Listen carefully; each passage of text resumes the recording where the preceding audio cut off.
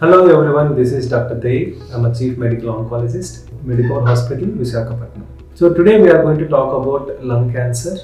This is the most commonly diagnosed cancer all over the world and its incidence is increasing in India.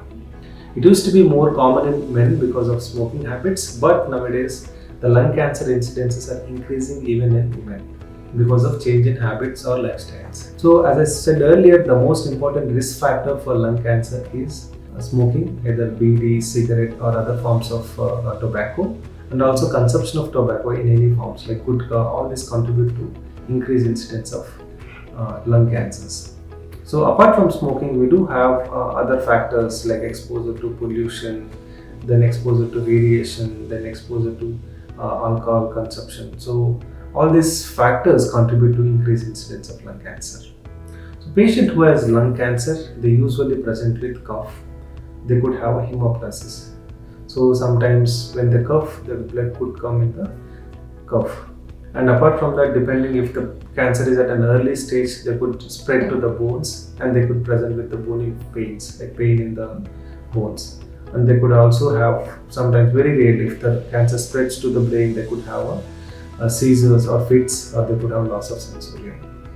So this is depending upon the size. Apart from that, the general cancer features like loss of appetite, loss of weight could be part of any cancers. So if anybody is a smoker, if anybody has these kind of symptoms, they should visit to the hospital immediately. So when they come to the hospital, then we would like to do an imaging modality like X-ray, CT, and if you diagnose there is some abnormal white shadows like suggestive of lung cancer, then we would go ahead and do a biopsy. And that would confirm lung cancer. There are different types of histologies. It could be non-small cell, which is adeno or squamous, or it could be small cell. And in this, we would like to do a further testing in the biopsy. We would do a molecular testing, which comprises of EGFR, KRAS, or ROS, or ALK status, or PD-L1 status. So all this molecular testing would help us to determine which kind of therapy we need to give, and so. If lung cancer is at an early stage, stage 1 and all, then we would go ahead for surgery depending upon the patient's fitness. And if it is somewhere around stage 2 or 3, we would go ahead with the CTRT, that is combining chemotherapy with radiotherapy. And if the patient achieves a good response, then we would consolidate with the immunotherapy. If it is stage 4, earlier stage 4 lung cancer used to be like death sentence, not much outcomes. But these days, even at stage 4 lung cancer, we have a very good quality of life with a median survival somewhere around 3 to 4 years. All credit goes to the molecular targeted therapies, which has been come into picture over the last 1 to 2 decades. Nowadays, because we have a targeted therapies like against EGFR, ALK, ROS, and also MET inhibitors. We have a immunotherapy which has come into lung cancer and has changed the treatment landscape of lung cancer completely.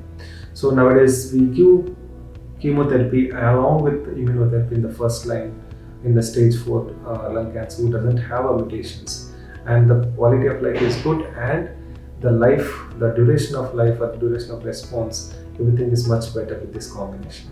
So this is all about lung cancer in brief. If anybody wants to know more about lung cancer, please they could visit us, and we would like to do a few screening tests as well, and we could have if anybody has these symptoms, you could detect at an early stage and have a good quality of life. Thank you.